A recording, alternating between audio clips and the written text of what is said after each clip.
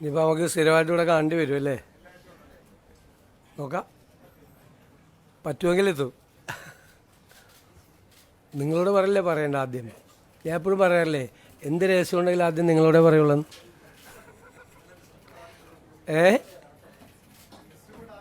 അല്ല, ഗവർണറെ കാണുന്നതിന് മുമ്പ് പറയാൻ പാടില്ല, അതിനുള്ള അധികാരം നമുക്കില്ല. അതുകൊണ്ടാണ്. എന്നിട്ട് ഓടി വന്ന് നിങ്ങളോടാ പറഞ്ഞത്.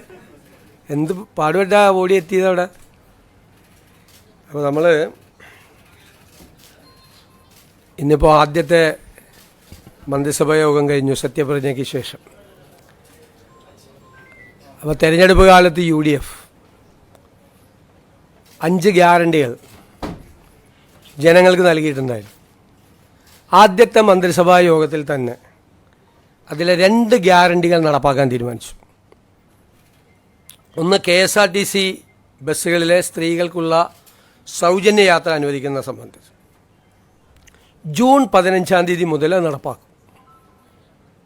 അതിൻ്റെ വിശദാംശങ്ങൾ പിന്നീട് പ്രഖ്യാപിക്കും. ജൂൺ 15 മുതൽ, അടുത്ത മാസം 15-ാം തീയതി മുതൽ KSRTC ബസ്സിലെ സ്ത്രീകളുടെ സൗജന്യ യാത്ര ആരംഭിക്കും. രണ്ടാമത്തെ കാര്യം, ഒരു വയോജനങ്ങൾക്കായുള്ള പ്രത്യേക വകുപ്പ് രൂപീകരിക്കും എന്ന് ഇന്ദിരാ ഗ്യാരണ്ടിയിലുണ്ടായിരുന്നു. നിങ്ങൾ കേൾക്കുമ്പോൾ അത് തീരുമാനമെടുത്തിട്ടുണ്ട്. വയോജനങ്ങൾക്കായി പ്രത്യേക വകുപ്പ് രൂപീകരിക്കാൻ പോവുക. ഞാൻ വളരെ അഭിമാനത്തോടെ പറയുന്നു, എൻ്റെ അറിവിൽ നമ്മുടെ രാജ്യത്ത് ആദ്യമായിട്ടാണ് ഒരു സംസ്ഥാനത്ത് വയോജനങ്ങൾക്ക് വേണ്ടി പ്രത്യേകമായ വകുപ്പ് രൂപീകരിക്കുന്നത്. ഞങ്ങൾ ആ വകുപ്പ് രൂപീകരിച്ചതിന് ശേഷം ഇത് ഏറ്റവും ഭംഗിയായി നടപ്പാക്കിയ രാജ്യം ജപ്പാനാണ്.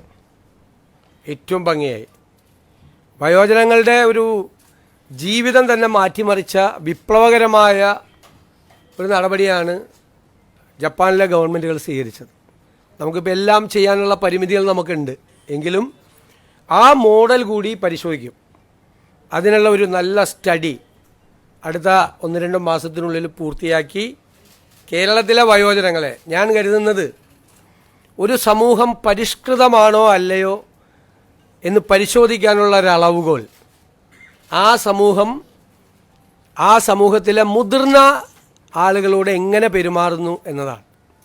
ഇപ്പം നമുക്ക് കേരളം സിവിലൈസ്ഡ് സൊസൈറ്റിയാണ്, പരിഷ്കൃത സമൂഹമാണെന്ന് ലോകത്തോട് മുഴുവൻ വിളിച്ചു പറയണമെങ്കിൽ പ്രായമായവരുടെ അല്ലേ, അവരോട് ഏറ്റവും മാന്യമായി, അവരെ കരുതലോടുകൂടി, അവരെ ചേർത്ത് പിടിച്ചുകൊണ്ടുള്ള ഒരു സമീപനവും പദ്ധതികളും കേരളത്തിലുണ്ടാകണം ധാരാളമായി. ഒരു വകുപ്പ് രൂപീകരിച്ച് അവിടെ കുറേ സെക്രട്ടറിയും ഉദ്യോഗസ്ഥരും വയ്ക്കുന്ന അല്ല അതിൻ്റെ ഉദ്ദേശം. വലിയ ലക്ഷ്യങ്ങളാണ് അതിൻ്റെ അകത്തുള്ളത്. സ്വപ്നതുല്യമായ കാര്യങ്ങൾ ഈ വയോജന വകുപ്പ് രൂപീകരിച്ചതിൻ്റെ പുറകിലുണ്ട്. അത് പുറകെ സ്റ്റെപ്പ് ബൈ സ്റ്റെപ്പായിട്ട് നടക്കും. അതിനുള്ള വിശദമായ ഒരു പഠനം തന്നെയാണ് വയോജന വകുപ്പിനെ സംബന്ധിച്ചുള്ള. നമുക്ക് കേരളത്തിന് വലിയ താമസമില്ലാതെ ലോകത്തോട് മുഴുവൻ ഉറക്കെ വിളിച്ചു പറയാൻ പറ്റണം, ഞങ്ങളാണ് സിവിലൈസ്ഡ് സൊസൈറ്റി, ഞങ്ങളുടെ പ്രായമായവരെ എങ്ങനെയാണ് നോക്കുന്നത് എന്ന് പറയണം. അതാണ്. അപ്പോൾ ആ 2 ഗ്യാരണ്ടി നടപ്പാക്കാനുള്ള തീരുമാനം എടുത്തിട്ടുണ്ട്. ഇനി നമ്മൾ ഈ വാക്കാണല്ലോ പ്രധാനം. വാക്ക് പറയുമ്പോൾ മറന്നുപോലെ ഭയങ്കര എളുപ്പമാണ്. പക്ഷേ വിശ്വാസ്യത എന്ന് പറയുന്നത് ഏറ്റവും പ്രധാനപ്പെട്ടൊരു കാര്യമുണ്ട്. ഞാൻ തന്നെ ആശാ വർക്കർമാരുടെ പന്തലിൽ പോയി സമരം അവസാനിപ്പിക്കുന്നതിന് മുമ്പും സമരം അവസാനിപ്പിച്ച ദിവസം ഒരു വാക്ക് പറഞ്ഞിട്ടുണ്ടായിരുന്നു. ആദ്യത്തെ ക്യാബിനറ്റിൽ നിങ്ങളുടെ സഹായങ്ങൾ പ്രഖ്യാപിച്ചു തുടങ്ങുന്നു. എല്ലാം അവരാവശ്യപ്പെട്ട മുഴുവൻ കാര്യങ്ങളും ചെയ്യണമെന്ന് നമുക്കുണ്ട്. പക്ഷെ നിങ്ങൾക്കറിയാമല്ലോ, നമ്മളൊരു സമ്പദ് വ്യവസ്ഥയെക്കുറിച്ചുള്ള ഒരു പഠനങ്ങളൊക്കെ നടക്കുന്നേ ഉള്ളൂ. എങ്കിലും ആദ്യഘട്ടത്തിലായി അവർക്ക് 3000 രൂപയുടെ വർധനവ് പ്രഖ്യാപിക്കുകയാണ് ആദ്യത്തെ ക്യാബിനറ്റ് യോഗം തീരുമാനിച്ചു. റിട്ടയർമെൻറ്റ് ബെനഫിറ്റിനെ സംബന്ധിച്ചിട്ടുള്ള യോഗം അടുത്ത 1 മാസത്തിനുള്ളിൽ തന്നെ അതുകൂടി തീരുമാനിച്ചു പ്രഖ്യാപിക്കും. കാരണം അതിൻ്റെ കുറച്ച് ഫിനാൻഷ്യൽ ലയബിലിറ്റിയും മറ്റ് കാര്യങ്ങളെക്കുറിച്ചുള്ള റിപ്പോർട്ടുകൾ വളരെ പെട്ടെന്നല്ലേ, നമ്മളിപ്പോൾ ചാർജ് എടുത്താലേ നമുക്കിതൊക്കെ ചോദിക്കാൻ പറ്റുള്ളൂ. അതൊക്കെ വരാനുള്ള ചില കാലതാമസങ്ങൾ കൊണ്ട് മാത്രമാണ്. അപ്പോൾ അവരോട് പറഞ്ഞ വാക്കുകൾ തീർച്ചയായിട്ടും പാലിക്കും. ആദ്യഘട്ടത്തിലാണ് 3000 രൂപ വർദ്ധിപ്പിക്കുന്നത്. റിട്ടയർമെൻറ്റ് ബെനിഫിറ്റിൻ്റെ കാര്യം ഒരുപാട് തീരുമാനിപ്പിക്കും. കുറച്ചുകൂടി കഴിയുമ്പോൾ അടുത്തൊരു ഘട്ടവും കൂടി പ്രഖ്യാപിക്കും. ഇപ്പോൾ നമുക്ക് ഇപ്പോൾ ഉള്ളത് 9,000 രൂപയാണ് ഇപ്പോൾ ഉള്ളത്. അത് 12,000 രൂപയാവും ഇപ്പോൾ. പിന്നെ അംഗൻവാടി ജീവനക്കാരുടെ വർക്കർമാർ, ഹെൽപ്പർമാർ, അവരുടെ പ്രശ്നങ്ങൾ നമുക്ക് അറിയാം. ഞാൻ തന്നെ നിയമസഭയിൽ അവതരിപ്പിച്ചിട്ടുണ്ട്, ഞങ്ങൾ തന്നെ നിയമസഭയിൽ അവതരിപ്പിച്ചിട്ടുണ്ട്. അവരുടെ കാര്യം മറന്നുപോയിട്ടില്ല എന്ന് അവരെ ഓർപ്പിക്കാൻ കൂടി വലിയ തുകയൊന്നുമല്ല, 1,000 രൂപ അവരുടെ വരുമാനത്തിൽ വർദ്ധിപ്പിക്കാൻ. വലിയ തുകയൊന്നുമല്ലത്. അവർക്ക് 14,500 രൂപയും 15,000 രൂപയുടെ നിലവിൽ കിട്ടുന്നത്. അതിനോടൊരു 1,000 രൂപ കൂടി. സാമ്പത്തിക സ്ഥിതി കുറച്ചുകൂടി മെച്ചപ്പെടുമ്പോൾ അവരുടെ കാര്യം മറന്നുപോയില്ല, നിങ്ങളുടെ കാര്യവും ഞങ്ങളുടെ ഓർമ്മയിലുണ്ട് എന്നാ പാവങ്ങളോടുള്ള ഒരു മെസ്സേജാണിത്. 1000 രൂപ കൂട്ടിയത് നിങ്ങൾ ഞങ്ങളുടെ മനസ്സിലുണ്ട് എന്നുള്ളൊരു മെസ്സേജ്, സന്ദേശം അതാണ്. പിന്നെ സംസ്ഥാനത്തെ പാചക തൊഴിലാളികളുടെ വേതനം വളരെ മോശമാണ്. അവർക്കും അതുപോലെ തന്നെ ഒരു 1000 രൂപ നമ്മൾ വർദ്ധിപ്പിച്ചിട്ടുണ്ട്. സംസ്ഥാനത്ത് ജോലി ചെയ്തു വരുന്ന പ്രീ പ്രൈമറി ടീച്ചർമാരുടെയും ആയമാരുടെയും ഓണറേറിയം അതും ഒരു 1000 രൂപ കൂട്ടിയിട്ടുണ്ട്. ഇതെല്ലാം നമ്മളതിൻ്റെ സാമ്പത്തിക ബാധ്യതകളെല്ലാം പരിശോധിച്ചതിന് ശേഷമാണ് ഇതെല്ലാം ചെയ്തത്. അതുകൊണ്ടാണ്, ഇല്ലെങ്കിൽ 2,000 രൂപയും 3,000 രൂപയൊക്കെ കൊടുക്കണമെന്ന് ആഗ്രഹം ഉണ്ടായിരുന്നു. 1000 രൂപ ആക്കിയത് അതാണ്. പക്ഷേ നമ്മളൊരു ടാർഗറ്റ് ചെയ്തിട്ടുണ്ട്. ഞാൻ പറയാം പിന്നീട് സാമ്പത്തിക സ്ഥിതി എങ്ങനെയാണ് മെച്ചപ്പെടുത്താൻ പോകുന്നതെന്നൊക്കെ. അതിപ്പോൾ ഇന്നെല്ലാം കൂടി പറയണ്ടല്ലോ. ഒരു പ്ലാൻ ഉണ്ട് നമുക്ക്. ആ പ്ലാൻ നമ്മൾ ഇംപ്ലിമെൻ്റ് ചെയ്ത് കഴിയുമ്പോൾ ഉണ്ടാകുന്ന ഒരു വ്യത്യാസം വരും. അതിനൊരു ടൈം ഫ്രെയിമും ഉണ്ട് നമുക്ക്. അതെല്ലാം അടുത്ത ദിവസങ്ങളിൽ അതിൻ്റെ പൂർണ്ണമായ തീരുമാനം നമ്മൾ വരും കേട്ടോ. ഇതാണ് ചെയ്തിരിക്കുന്നത്. പിന്നെ നമ്മുടെ നിയമസഭാ സമ്മേളനം മെയ് 21 MLA-മാരുടെ സത്യപ്രതിജ്ഞ നടത്താനും 22 സ്പീക്കറെ തിരഞ്ഞെടുക്കുന്നതിനുമായി നിയമസഭയുടെ ഒരു പ്രത്യേക സമ്മേളനം വിളിച്ചു ചേർക്കാൻ ബഹുമാനപ്പെട്ട ഗവർണറോട് ഞങ്ങൾ ശുപാർശ ചെയ്തിട്ടുണ്ട്. അങ്ങനെയാണെങ്കിൽ അതിൻ്റെ അംഗീകാരം കിട്ടുന്നതനുസരിച്ച് മെയ് 29 ഗവർണറുടെ നയപ്രഖ്യാപന പ്രസംഗം കൂടി ഉണ്ടാവും. നമ്മുടെ സഭയിലെ ഏറ്റവും സീനിയറായ അമ്പലപ്പുഴ MLA കൂടിയായ മുൻ മന്ത്രി ശ്രീ G. സുധാകരനെ പ്രോടൈം സ്പീക്കറായി നിയമിക്കുന്നതിന് നമ്മൾ തീരുമാനമെടുത്തിട്ടുണ്ട്. G. സുധാകരനാണ് പ്രോടൈം സ്പീക്കർ.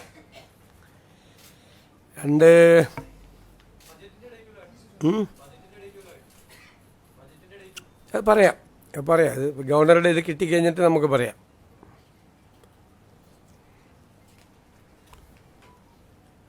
പിന്നെ നിലവിലെ advocate general Shri K. Gopalakrishna Kurup രാജിവെച്ചിട്ടുണ്ട്.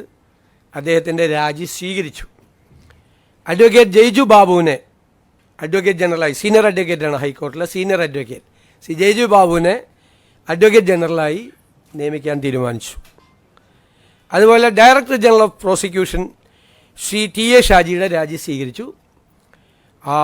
Shri T. Asaf Ali, advocate T. Asaf Ali, അദ്ദേഹം നേരത്തെയും ഡയറക്ടർ ജനറൽ ഓഫ് പ്രോസിക്യൂഷൻ ആയിരുന്നു പണ്ട് ഉമ്മൻചാണ്ടി സർക്കാരിൻ്റെ കാലത്ത്. അദ്ദേഹത്തെ ഡയറക്ടർ ജനറൽ ഓഫ് പ്രോസിക്യൂഷൻ ആകാൻ വേണ്ടിയിട്ട് തീരുമാനമെടുത്തിട്ടുണ്ട്. പിന്നീട് വളരെ പ്രധാനപ്പെട്ട തീരുമാനം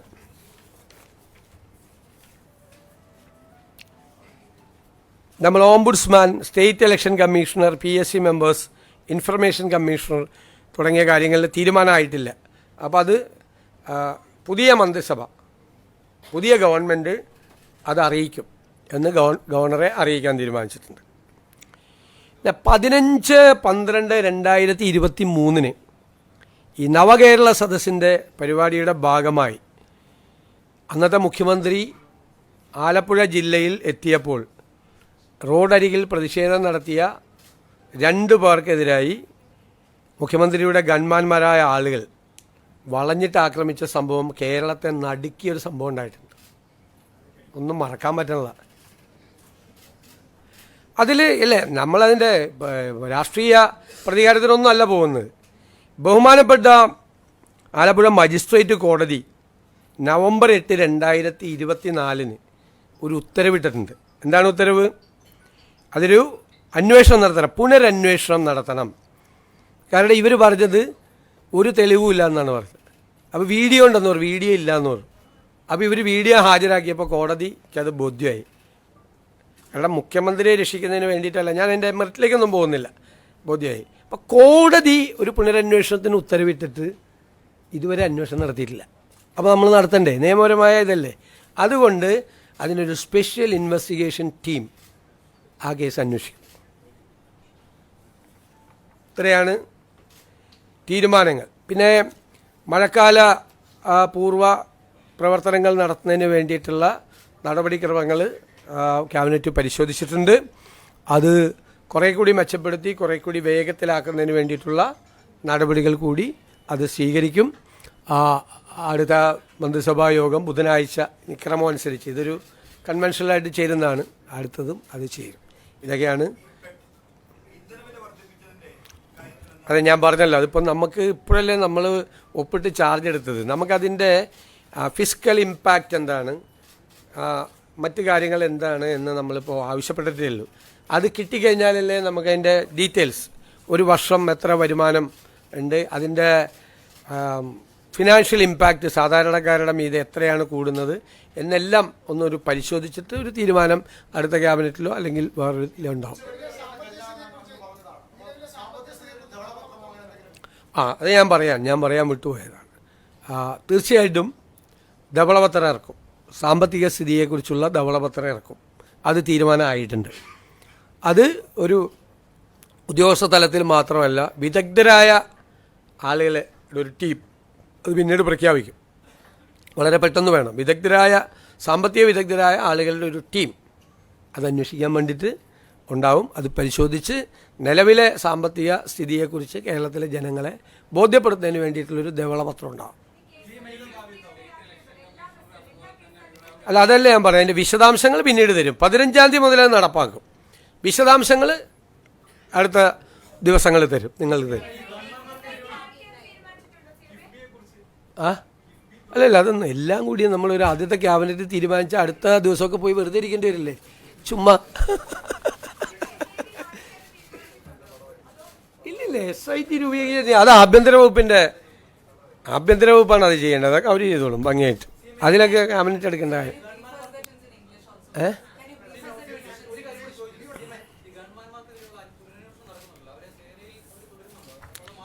വരട്ടെ, അത് ആഭ്യന്തര വകുപ്പ് പരിശോധിക്കാറില്ല, വേറെ വകുപ്പിൽ കയറി ഇടപെടാൻ പാടില്ല.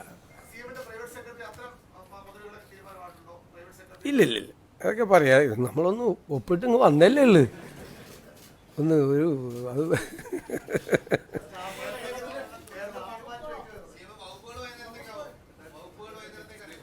സമയത്ത് കിട്ടിയ ഗസറ്റ് വരും സമയമാകുമ്പോൾ. വല്ലതും വൈകിയ റെക്കോർഡ് അല്ലേ? റെക്കോർഡ് സ്പീഡിലാണ് കാര്യങ്ങൾ പോണത്. ഞാൻ പറഞ്ഞല്ലോ, അത് ജൂൺ 15-ാം തീയതി മുതൽ നടപ്പാക്കും. അതിൻ്റെ ഡീറ്റെയിൽസ് വിൽ ബി ഇൻഫോംഡ് എന്ന് പറഞ്ഞല്ലോ. ഇല്ല, ഞാൻ പറഞ്ഞു ഇത്രയും തീരുമാനമൊന്നും എടുത്തിട്ടില്ല, അത്രേ പറ്റിയുള്ളൂ. വരട്ടെ, എന്ത് കാര്യമുണ്ടെങ്കിലും ഞാൻ വേറെ ആരെടുത്തും പറയുന്നതിന് മുമ്പ് നിങ്ങളോട് പറയുള്ളൂ. അതിൻ്റെ വാക്കാണ്, രഹസ്യം. ഫസ്റ്റ് നിങ്ങളുടെ പറയുള്ളൂ. ഉറപ്പായിട്ട് പരിശോധിക്കരുത്, ഉറപ്പായി അത് പരിശോധിക്കുക. കാരണം ഞാനും അതിനെ വിമർശിച്ചിട്ടുള്ള ആളാണ്.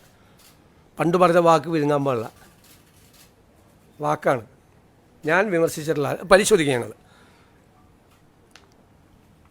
അപ്പോൾ നിങ്ങളുടെ ആളിൽ എല്ലാവരും ഉണ്ടോ?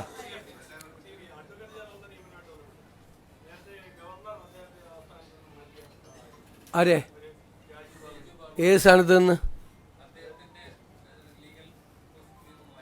അതിനെന്തിനാ എല്ലാവരും ജീവിതകാലം മുഴുവൻ കേരളത്തിൽ വരുന്ന എല്ലാ ഗവർണർമാർക്കും ഒരാളെ അഡ്വൈസറായിട്ട് വയ്ക്കാൻ പറ്റുമോ? അതെന്താ കാര്യം?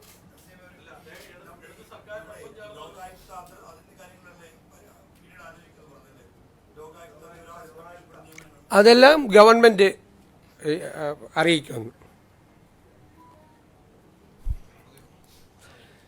The first cabinet meeting decided to implement 2 Indira guarantees offered by the UDF.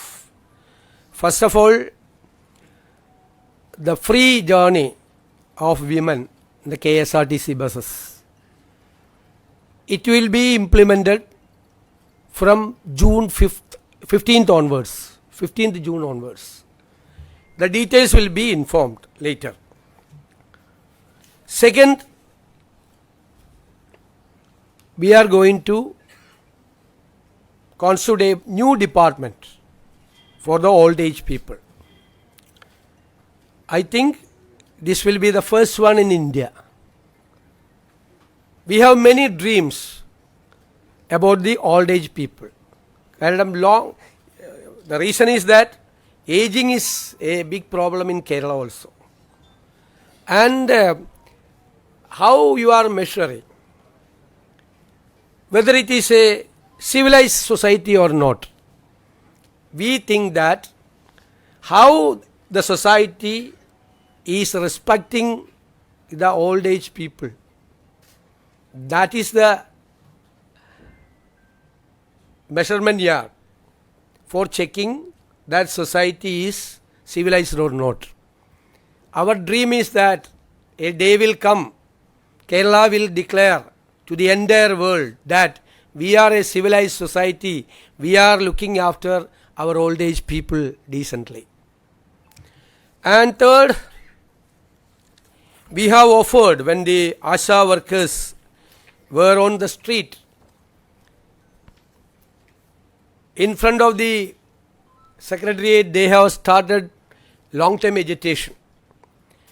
Myself went there and many UDF leaders went there. Then we offered that we will make actions to cure your problems. And the first cabinet will take a decision in favor of you. So, we kept our word. The first cabinet, we have decided to increase 3,000 rupees per month to all the ASHA workers as honorarium. Then for the Anganwadi workers, helpers, we increase 1,000 rupees per month. For the cooking staff in the schools, we are giving them 1,000 rupees per month more. And for the pre-primary teachers and ayahs, their honorarium is also increased by 1,000 rupees. And we have decided our pro tem speaker, Mr. G. Sudhakaran, senior MLA, will be the pro tem speaker. We have recommended to the Honorable Governor to convene the assembly for the swearing in of the MLAs and for the selection of the speaker. Then on 21st, swearing in of the MLAs, 22nd, election of the speaker, and 29th for the address by the Honorable Governor. And we have appointed Senior Advocate Mr. Jaju Babu as Advocate General, and another Senior Fellow, Advocate T. Asaf Ali, as the Director General of Prosecution. These are the items.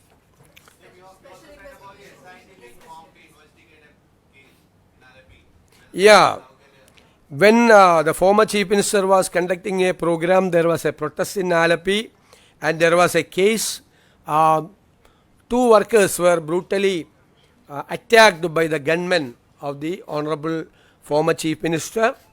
It was a case, and by rejecting the arguments put forward by the prosecution, the court issued an order for a reinvestigation.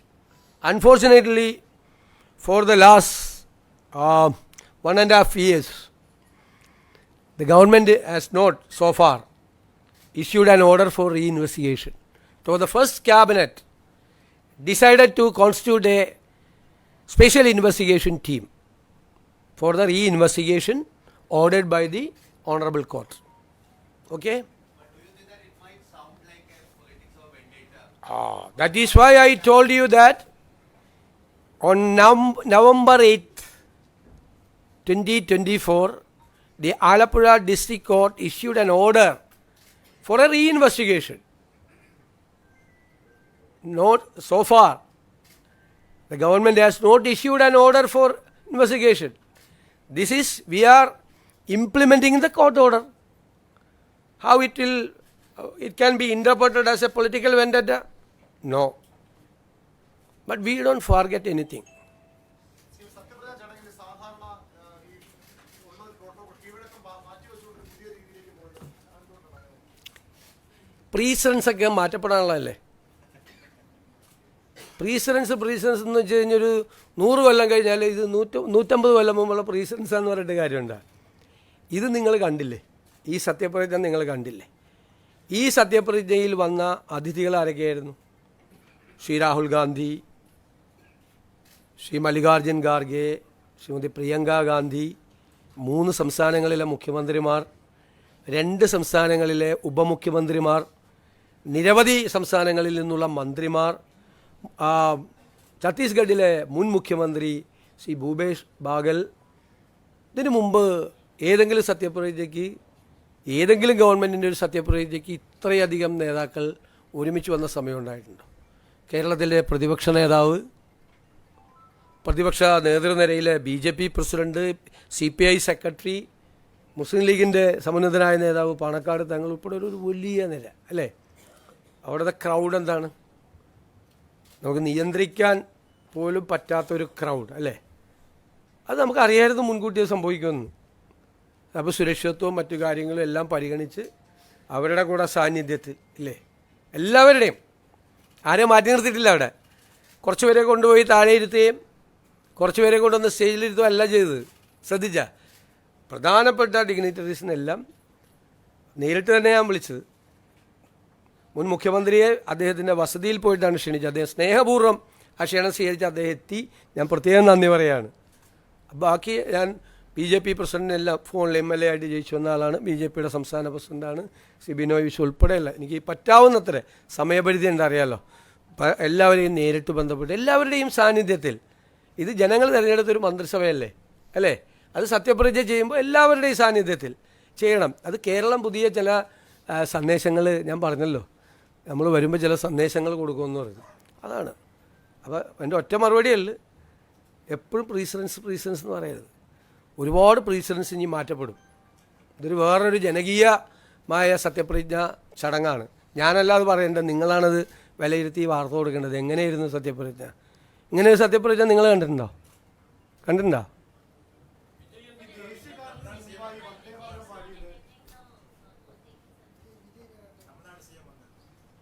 അല്ലല്ല, അദ്ദേഹം വരും. ഞാൻ പറഞ്ഞല്ലോ, ഇന്നലെ നിങ്ങളോട് പറഞ്ഞല്ലോ, അദ്ദേഹം വരും. ഇപ്പം ശരിയപ്പാ, ഇതെല്ലാം എന്തോരം പറഞ്ഞ്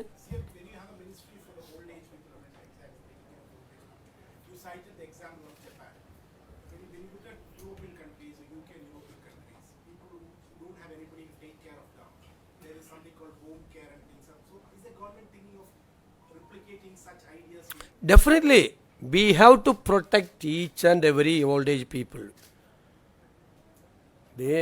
We don't allow them to be alone.